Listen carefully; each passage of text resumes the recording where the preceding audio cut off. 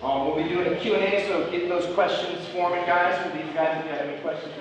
I think the biggest beginner mistake I see, and that I get questions on, is now that the internet is so big and anyone can post anything, beginners will look at the elite lifter that's been doing this for 15, 20 years, and they go, wow, all I have to do is what they're doing right now. And it doesn't work that way. 90% of the time it doesn't work that way. So it's finding a coach or finding somebody that can help you at the level that you're at, so you can kind of build a baseline instead of just jumping into a 300 level. It's like going to college. You don't jump into 300 level courses right away. It doesn't make sense, and you get lost. And I think that's probably the biggest piece, is just knowing where you're at and finding someone to guide you at that point. Very nice. Jesse? I think the biggest thing is recovery. A lot of people don't understand how brutal powerlifting is on your body. A lot of people don't eat enough, that's for sure. Yeah. And sleeping is huge, and I don't think a lot of people take that into account. Yeah. Overall health, we were talking about it the other day, just exactly. Powerlifting is not the healthiest sport, and people tend to get sidetracked with, just the numbers and not actually being healthy, so focusing on that. Absolutely. Yeah. Go ahead, Jared. For me, I'm a science-based guy, so people tend to overcomplicate a lot of movements. There's been a big push, not so much recently, but you see people want to, I'm going to add change to this, I'm going to advance to this, I'm going to do this from a deficit or a block or whatever, but they really don't understand the rationale behind the movement, why you do that. You see a lot, like you mentioned, everyone's a internet star now. Also, Dr. Jay Skinner, 2315, follow me. But I see people, they come up and they try to overcomplicate the movement, when I think you just need to know the movement itself. Squat, bench, deadlift. Back in the day, that's all they did. They didn't think about it. And you can make the best progress doing that if you overcomplicate or pollute your movement pattern with a lot of unnecessary movements or things that don't really apply to you. You tend to kind of set yourself up for failure. So I would say just stick with the basics would be the easiest thing. Kind of get that foundational strength before you kind of move on and try something that you necessarily may not need at that point in time. But like you said, find a coach, find someone who's knowledgeable about that, and then ask them. Kind of go from there. Go ahead, Jim. Put me after the fucking doctor. Yeah. Of course, what he said. Of course, I could go into more detail, but I don't want to bore you guys, right? I think something I see a lot is I think people find these unique lifters and be like, oh, I'm gonna lift like this person. I'm gonna do this wide stance or this and that. Maybe they don't have the same body types and stuff. So I think if you're trying to find somebody who kind of looks or has similar leverages to you, and maybe it's a little further along. I mean, that's something I try to do early. And then another thing is, if you're just getting started into lifting, don't wait too long to compete. You're going to become a better powerlifter by competing. I hear so often that, I'm waiting to get strong enough to compete. What the fuck's that look like? Me too. I think you learn so much from competing, and every time I do a meet, I always get better. No matter the result of the meet, I always get better. So I would say, if you're waiting to compete, just find a meet right now, sign one up right now and just get it going. Yeah, put something out there. It'll make you train hard. When you have a goal out there, like each training session, you're like, okay, I have 12 deadlift sessions until I'm up here. I don't make a fool of myself. So you really, at least for me, it makes me be really accountable to myself and make each training session count. But that's it. Go ahead, Joe. One of the biggest mistakes I see is probably cutting too much weight. Like beginners cutting 10, 15 to 20 pounds, it's way too much. If you're not chasing any records, and if you're dropping weight, you're just gonna lose all the strength from all your training. So cutting too much is a no-no. I was gonna say that one.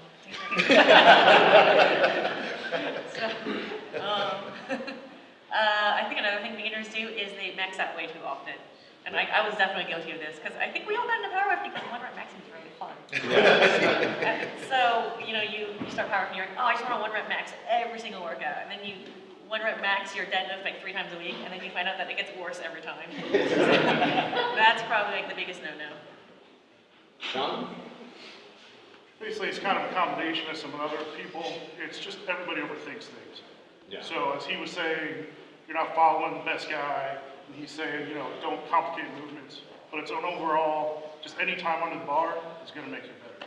So don't overthink, don't overcomplicate movements. Just get in there and lift. That's about it. Like, I guess mine would be take your rest days. What I did when I was starting out is I never took a rest day. I was like, oh, more lifting is better. When really, if you take a rest day, that's when you're growing, that's when you're recovering, that's when you're getting stronger and better. And so just make sure to give your body the rest it needs. so any questions that came to mind? Go ahead, John.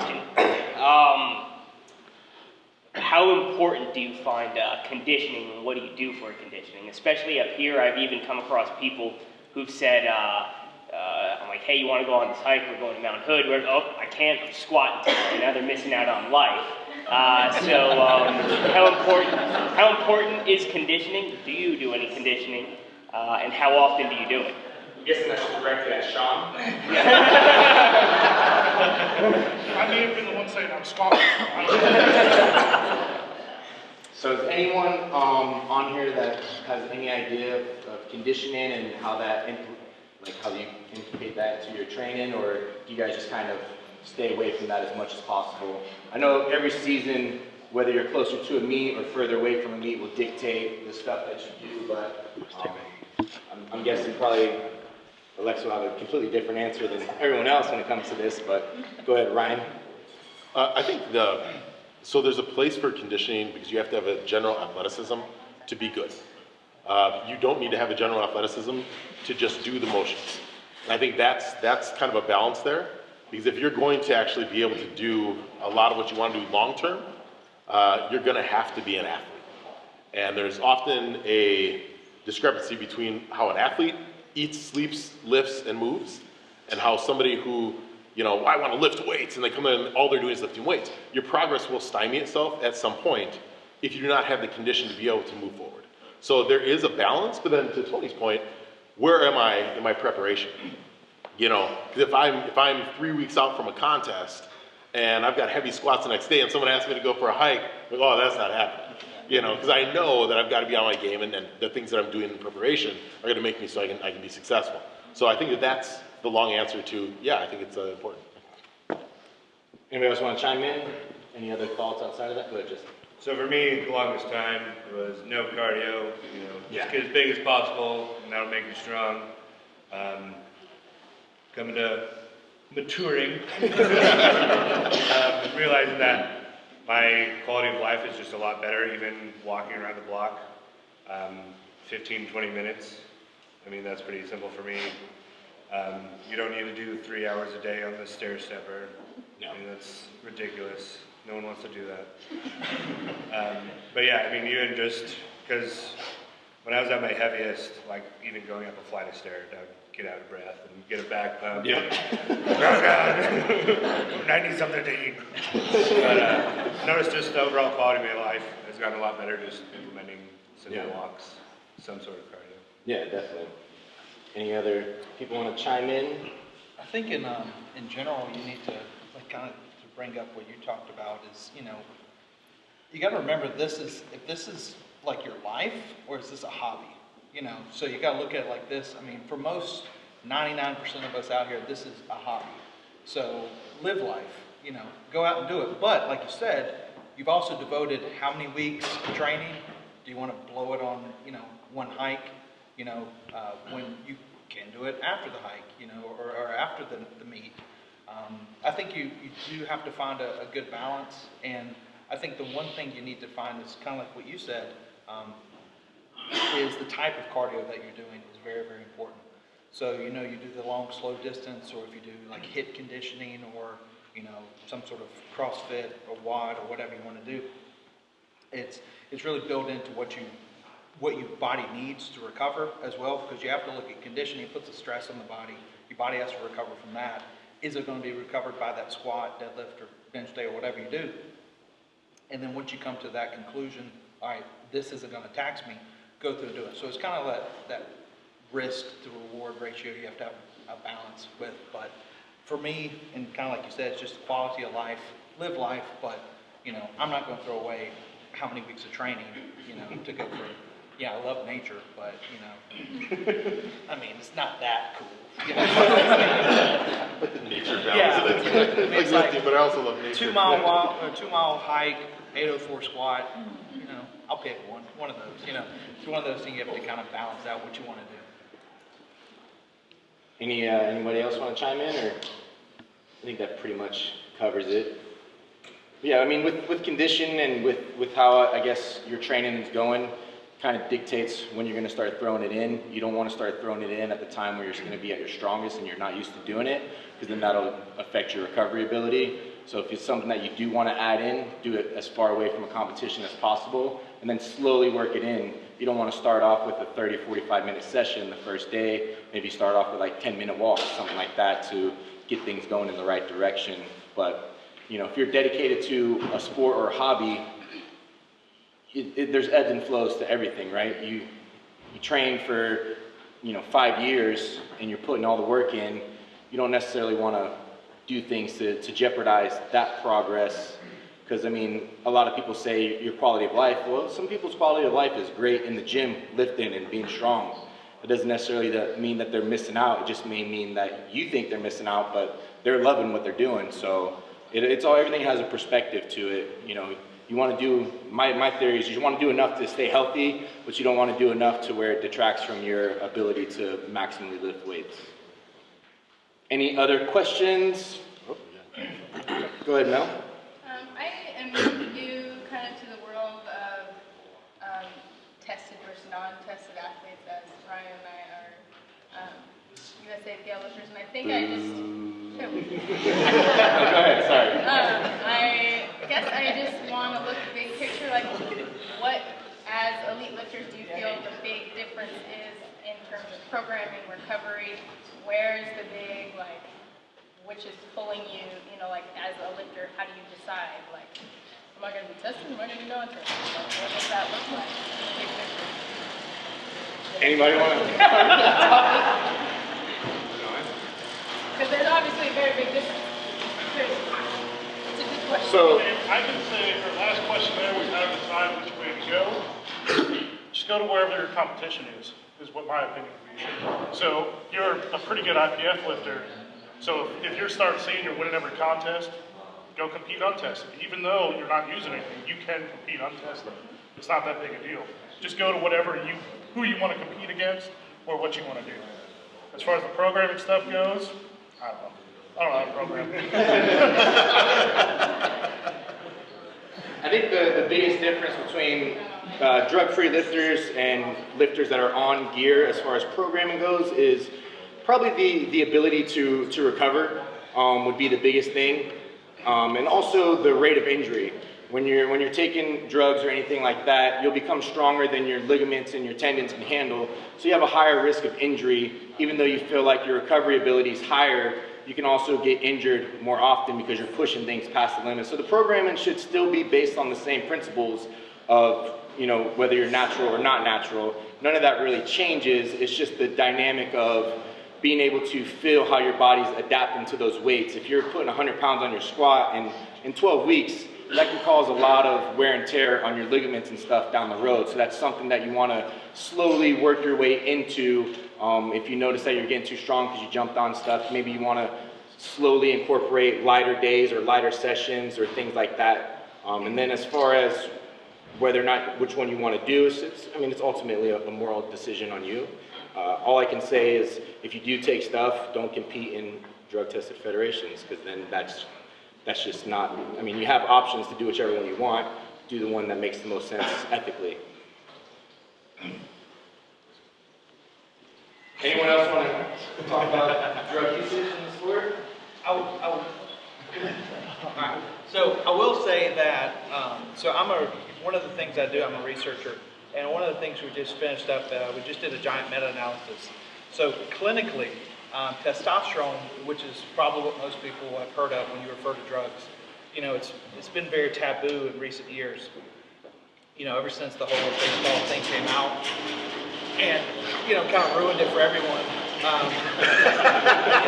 It's one of these things that medically, testosterone is probably the fountain of youth in the sense of it's regulated by, it's regulated by yourself, but there's been millions and millions of dollars put into this research. Numbers of investigations. We just finished a meta-analysis looking at the effects of testosterone on lean body mass and overall strength, and compared it from intramuscular injections and transdermal and spinal cord injury and hypogonadal males, so males who don't produce enough testosterone. And that actually is pretty common, even in the 20 to 35 year age or age range. Whatever. It's one of those things that some of you now who've never been tested could have low T.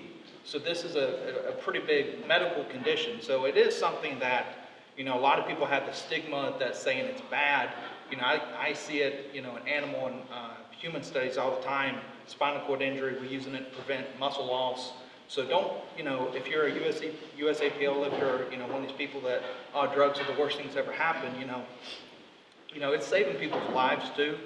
So I will say I've seen a huge change, people taking this stuff, not just in the sense of like for performance enhancing or whatever. It's like Sean said, compete where you want to compete. If you want to be the best, compete with the best. And you may have to do things to be the best, okay? But don't, one thing, don't try to condemn someone for doing that.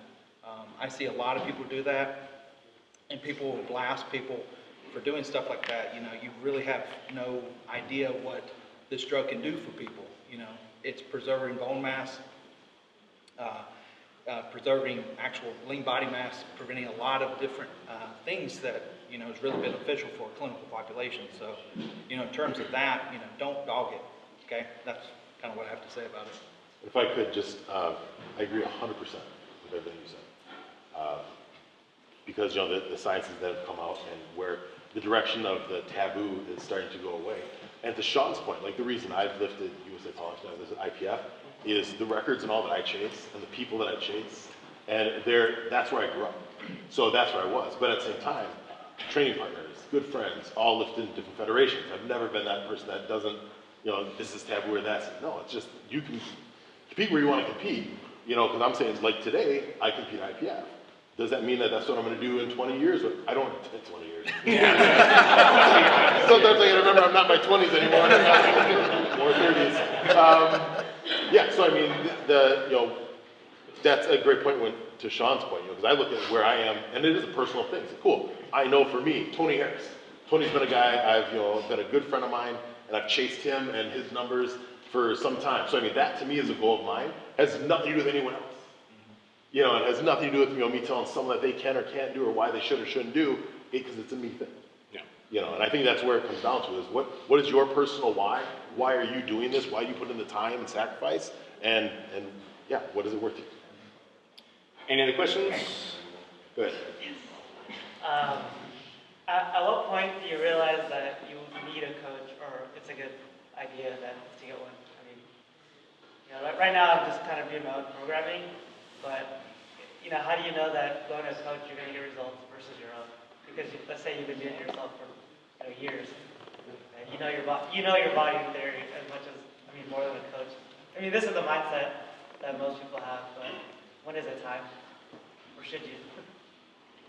Well, if you need a coach, I know does that very well. I would say as long as you're progressing in your lifts, then just keep doing what you're doing. There's no point in changing things up. A coach or a training partner that can detect some technique issues and stuff is good, but besides that, if you're making progress, I don't really see any point of changing things up. I know a lot of people say if I work with X, Y, and Z, I added 50 pounds to my total, but if I work with someone, maybe I can add 70 pounds. And typically the answer is probably no. You're probably doing things to the best of your ability if you're gaining that much in your progress. So as long as you're making progress and you feel like you're in the right direction, really no need to get a coach, in my opinion. Anyone else? Yeah, I agree with that. As long as you're seeing progress. Another thing that I found though, it's really hard to be your own coach. Because no one wants to admit that they're wrong. So, oh yeah, that was a clean lift. Yeah, that's fine. So I mean, if you are coaching yourself, recommend having some training partners that are reliable and can call you out on your shit, basically. Yep. What made you guys want to go into powerlifting? Why not like strongman or weightlifting? You know, there's a lot of different athletic sports that you guys can go into, but why was powerlifting your calling? Well, you kind of hit it. Athletic sports.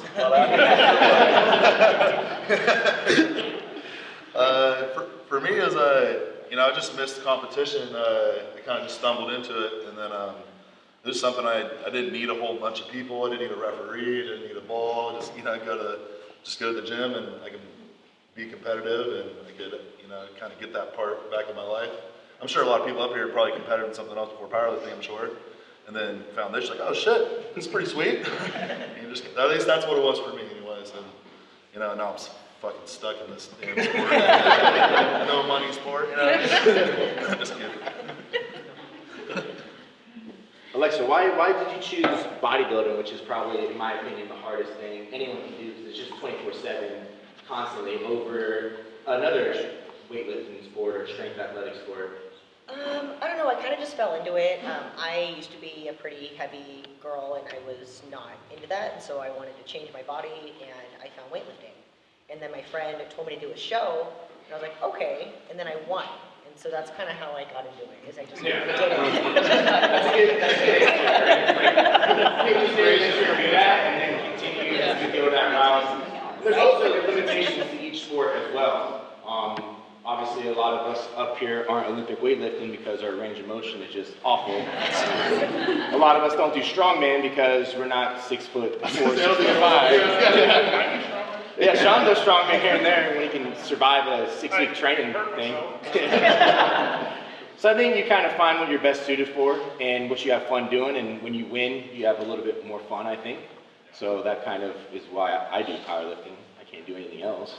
So I might as well just do that. And I'm not going to diet or do cardio, so I do that. I guess that's a follow-up question for those that do. You only get one question.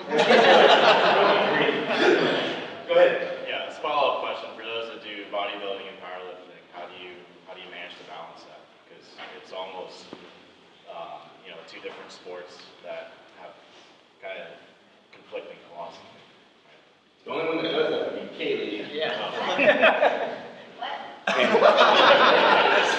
Since I do her coaching, I would say the best way to differentiate of like how to do the ebbs and flows is, like I said, find out which one you're better at and put most of your effort into that and treat the other one like a fun hobby and not get too caught up into what everyone else is doing. And that's her biggest struggle is she's doing the US Open and she's like, well, look at all these girls in the 123 weight class, and I'm like, well, you just got done dieting for a show, so it's like there's give and take to everything. If you're trying to do both at the same time, you'll probably be average at both if you have the genetics. So you got to focus on one or the other that you really want to put forth the effort into. And it's also a seasonal thing too. If you're in the off season, powerlifting and competing could be fun, get you off of dieting and thinking about a certain physique that you have to look like, and you focus more on performance, and then flip the switch and focus on the physique after that. So it's definitely a give and take, and it's a hard thing to do, but it can be done. It's just very methodical. Yeah. Any other questions? Go ahead. So especially when you begin powerlifting, injuries are common. You're gonna hurt, you're gonna tweak your knee, tweak your back, what have you. But during periods of prolonged convalescence, what is the actual loss that you guys have ever seen? Because I'm sure everybody has been injured up there at least once. What's the loss of muscle gain or the loss of strength that you see over a period of prolonged convalescence?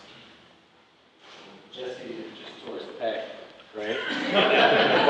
He just tore his pec at Bosses in, was it August?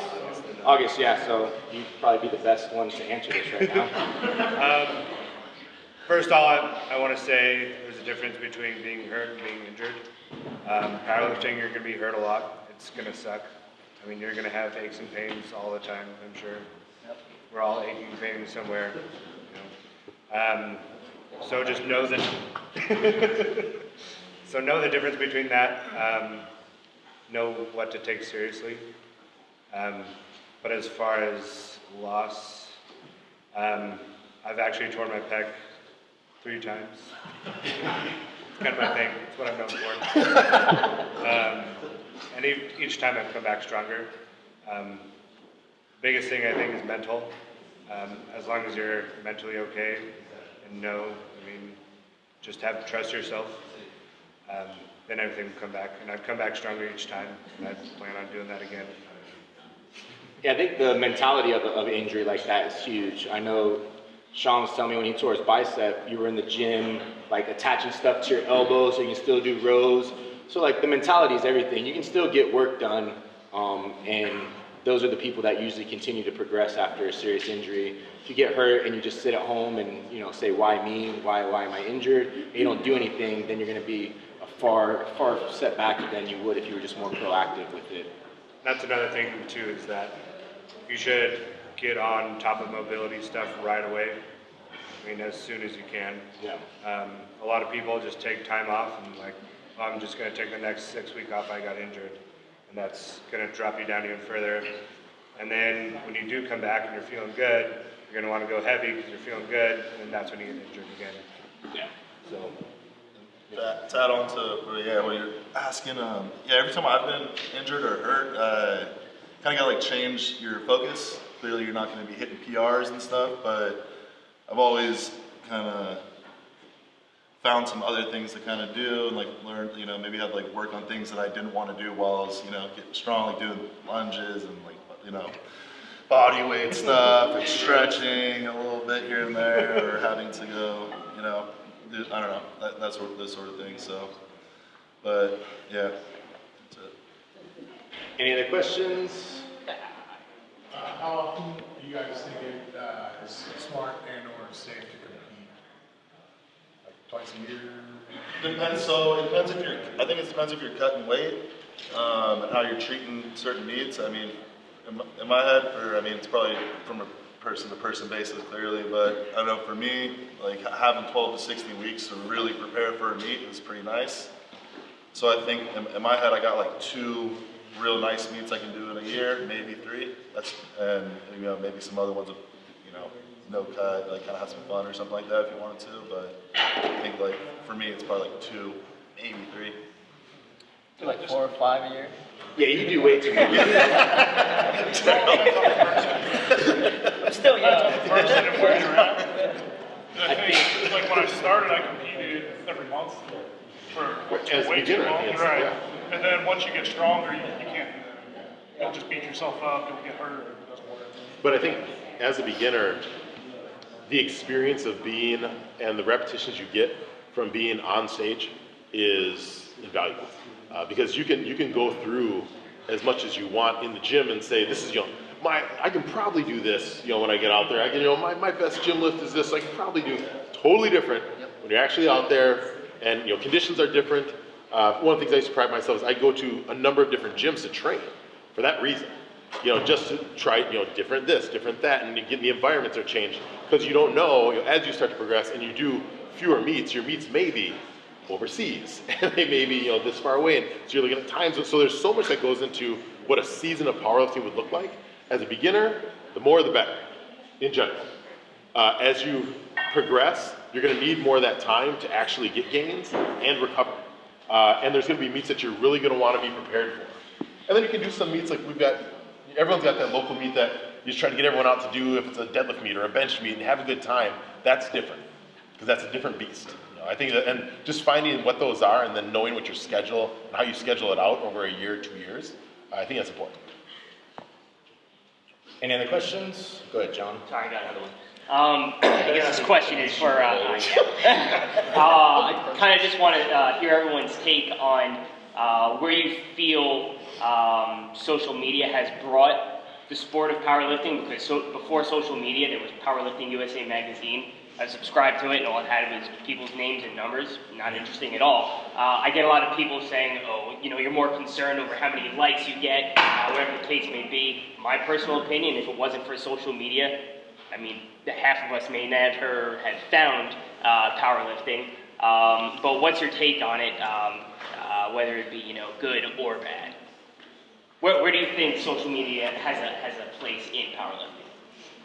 Anybody? I think it's good to, like what you just said, exposes. They can. There's a lot of good information. There's a lot of information. I didn't say that. A lot of information, but I think you can like sift through and find some things that can be really helpful for you. And as far as like social media, it is what you make it to be. You know what I mean? You can't break world records in training. Instagram totals are cool, but real totals are better. But I think it's a great thing for powerlifting. I think it's the best thing to have powerlifting since CrossFit, right, guys? I think it's a double-edged sword. Like you said, you're getting more word out, and you're finding those genetic freaks. People like Larry Wheels, who might not have found powerlifting. So I think you're getting, those crazy world records that you might not have getting just because it's getting into a larger pool of people. But also all the information that you are getting, there's a lot of bullshit that comes with the good information. And I think it's hard for some people to decipher, especially if they're new to powerlifting, to decipher what's actually like quality information, what they should be listening to rather than, just what some guy heard from another guy watching a YouTube video. I think there's a large positive with it. Back when, don't go back in the day, but I think it used to be, so I came into the sport around 1992, and some of you weren't born. But it depended on where you were from. Like I came from the Midwest, so we had Eddie Cohn, Ernie Franz, guys that were out there that were putting on meets, and you had contests, high schools. We had high school state meets that were 300 people big. It's now a 3-day event in Wisconsin. So coming from that, my exposure to the sport was early on. I remember being in 7th grade and watching a high school competition. So I knew, whoa, that looks awesome. I ran home, put 180 pounds on the bar, because that's what I saw the guy do, and twist my back out of place. But coming from there, I could say I haven't seen much of a difference for myself in my experience. But there's a lot of people that didn't have that. And they didn't see the sport until they were in their late 20s, or they finished playing football and then they got into it, they're out of college. Whereas now, there's a lot of kids, essentially people in their teens and all, that are seeing this and exposed to it for the first time. Now they've got a choice coming into high school. Do I want to play football? Do I want to do this? Or hey, there's this powerlifting. So if you weren't exposed to it because of the people around you, it gives you a little bit of that. With that being said, there's always going to be that negative of following the wrong people down the wrong path. And they don't really have the credentials to do what they say they do, so. I'll talk. Can I just add something real quick to that? I agree with all the positive things that everybody has said. The other negative thing is people putting up cameras in my way when I'm in the gym. Quit doing it. I only did it once. I don't mean filming me. I mean like when they're filming themselves squat or bench, and now I can't walk across them and be in front of the camera. That's annoying. I said what, just like you'd be cool. Any other questions? Good question. Go ahead. How would you dictate yourself from a beginner to an expert powerlifter or whatever? Just personally, I guess. Good rule of thumb would be like 10 years of lifting. Okay. Just steady, consistent, 10 years of lifting. Doesn't matter where your total is. Some people can come into the sport and start off really strong. That doesn't mean they know what they're doing. Some people, the way I look at it is, take a guy like Sean, who his first meet, he totaled 1,300.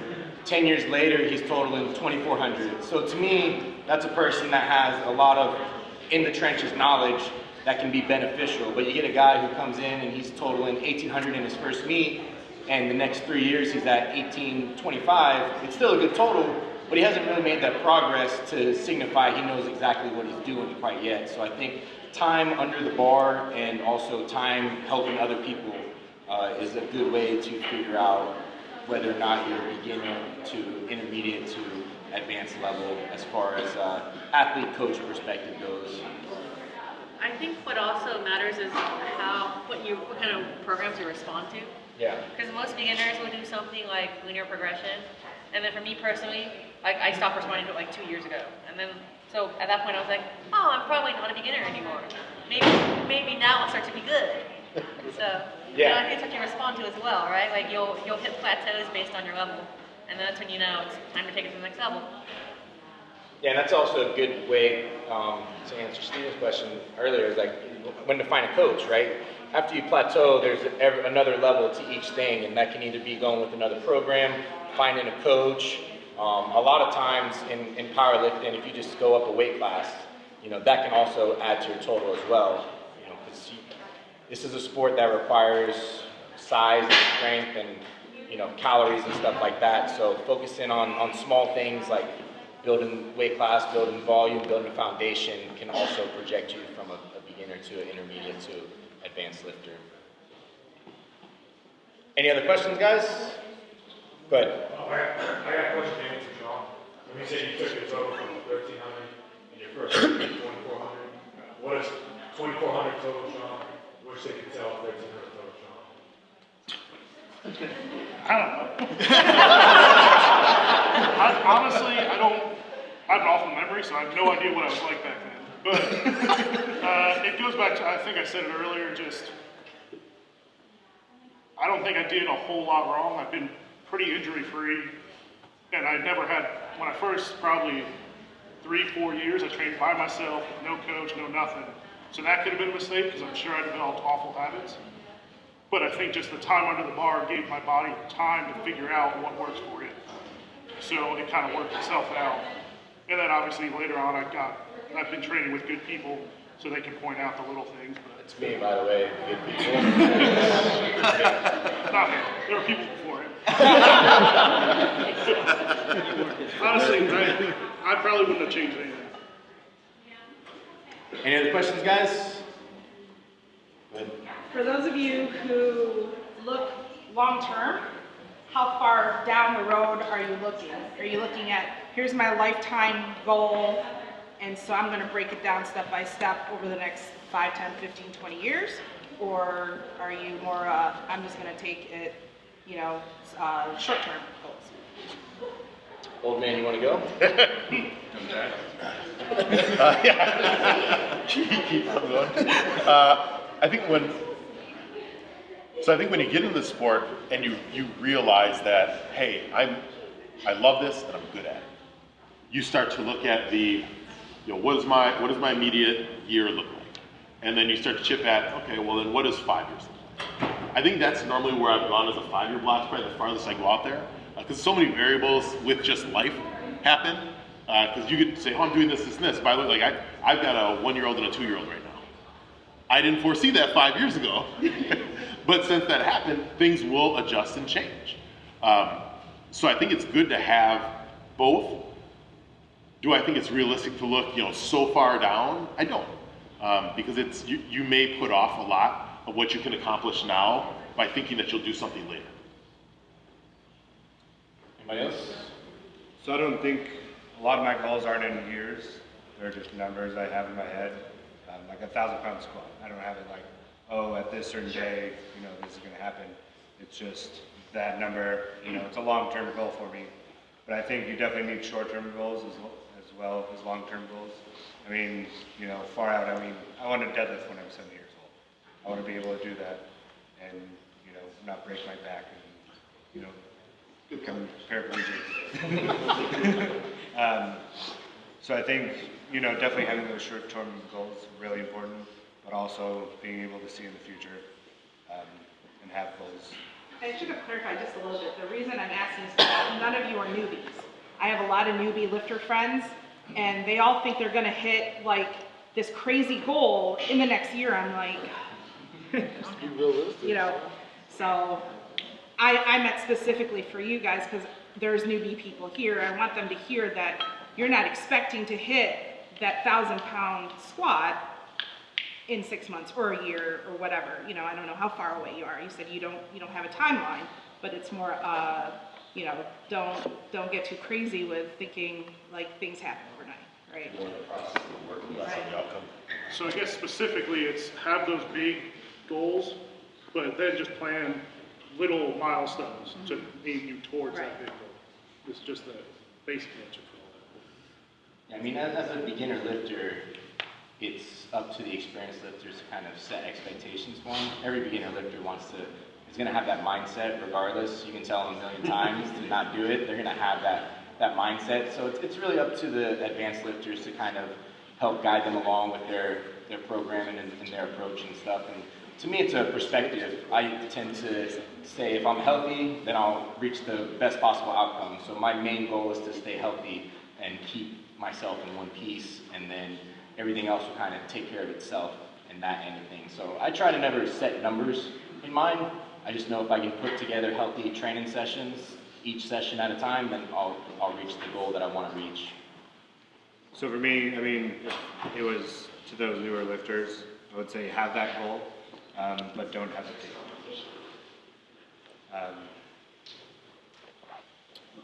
That's good. You can stop there. That's where the social media side comes in also. Yeah. Someone will see it and they're like, that person is my height, my weight. Why can't I do it? Well, just like the same reason you can't run a 4.3 40. That person's your same size and weight. There's differentiations in there, but that's not the full reality that they live in. Is that, well, I should be able to do those. So I think that maybe where sometimes those skewed numbers come from beginners who just look and see somebody else has done it, so therefore why not? Also, to build on everyone's point is, everyone's extremely variable, and we're gonna have those genetic freaks that are gonna get super strong right away. I mean, just in the first 8 weeks of lifting, you're gonna just see neurological adaptations, and you're gonna get super freaking strong real quick. You may not get much bigger because you really haven't had time for your body to put on the size yet. And you'll see dramatic changes. You know, your first year, you may add 10, 15, maybe 20% to your total. You know, where we are now, you know, Sean tries to add 10% to his total. It's like, wow, that'd be awesome. You know, he's now the strongest person ever to walk the earth. Which hell, he probably will be. But it's one of those things that you have to look at it in perspective to yourself. 10% for me is huge. Where I'm looking, okay, like I did a meet in, I don't know, April. I squatted, 793. I did a meet a couple weeks ago. I squatted 804. I improved. That's a huge milestone for me. I did better. That's all I'm trying to do. Little goal. So it's more about just doing better than maybe just like Tony said, putting a number. As long as you go to each meet and like we talked about earlier, it's just doing better, learning from everything, and understanding that everything is relative to you, and kind of it helps you put things in perspective. And then you can say, okay, well, wow, this guy, he just started. Yeah, he's going to do it. 2 or 3 years down the road, like Tony said earlier, maybe he only adds 20, 30 pounds to his total. So you have to look at it, in those terms, I think. Any other questions, guys? Go ahead. So, on the topic of gaining weight, for either moving up a weight class or just trying to get stronger, things like that, what would you, I guess, like, tips on it? I am a trainer, and so I'm on my feet all day, and then I go to the gym, and I just really struggle with eating enough. Are there any thoughts on that? I know it's like most people don't have that problem, but I have that problem. Well, I think it comes down to, why do you want to gain weight? I have stalled in my progress for a while now, and I genuinely want to gain more mass. Okay. Yeah, I think it comes down to like why you want to gain weight. Yeah. Do you want to get stronger? Then okay, you have to look at it in terms of your daily lifestyle, your eating habits, and things like that. Tony would probably be really good at this since he's got the nutrition aspect. But like for me, I'm working with patients a lot. I forget to eat, so I'll have to just cram some food into, and then you can ask my wife, like I'm always eating all the time, peanut butter. Yeah, she eats more than me, but yeah, it's just one of those things that you have to, if this is what you really want to do to gain, you really have to put, just like you do with training, you have to put your time and effort into your diet as well. Is it more of an issue like you are full and you can't eat anymore, or you just have a hard time? It's mainly that, like, I'll eat as much as I can until I'm full, and then I genuinely don't want to eat more than that, and so Yeah. it's like a bit of a struggle with trying to eat enough because of how active I am. Yeah. So you can. I was gonna say, just start, because I have that problem sometimes too, but just trying to add little bit by little. Sometimes you want to add like 1,000 more calories in a day or something like that, but maybe just for this week, you add just one little extra snack or meal and get used to that, and like maybe try to start to build it. Maybe that might help instead of trying to get it all too fast. Yeah. But I mean, just if you want to get bigger, you just gotta eat more. There's no other way around it. Yeah. So if you want to eat, there's just no. That's it. For me, I mean, I treat meals just the same as a training session. Like, this is what I need to do to get better. So I think just having that mindset of, this isn't food to enjoy. This is food, to recover, to get bigger, to get stronger. Having a different mindset. Yeah. So what you want to look at too is the food sources, right? So some foods are going to digest easier than others. So finding those foods that you can eat and assimilate really fast to where you're hungry more often, that'll be good. So things like pre-processed food, like cream of rice, white rice, things like that are digest a lot better in your body. That'll be good. And also knowing where your calories are at week to week, and then slowly add in 100 to 200 per week, and knowing that over time, it'll get there, but you have to be consistent with it. And each time you add, it may feel like you're eating a lot, but as you continue that process, you may only add 100 calories one week, and then you're like, I'm full all the time. Wait till you stop being full, and then add another 100, and your body will start to adjust to those new calories and new macros that you add into it. And a good time to add extra calories is obviously like pre-workout, intra-workout, post-workout, when you're gonna be probably at your hungriest after training. And then another thing you can do too to help with your appetite is add a little bit more like sugary type stuff. I know Stan Efferton tells people to put like dextrose on their rice, and that just helps them digest and assimilate it better. You can also add in small bouts of cardio fasted in the morning. That'll also increase your appetite. I know it sounds counterintuitive to do cardio, but you're looking at trying to increase your appetite the most you can. So doing like little bouts of high intensity work will help with that too, help you digest and help you process the food a little bit better.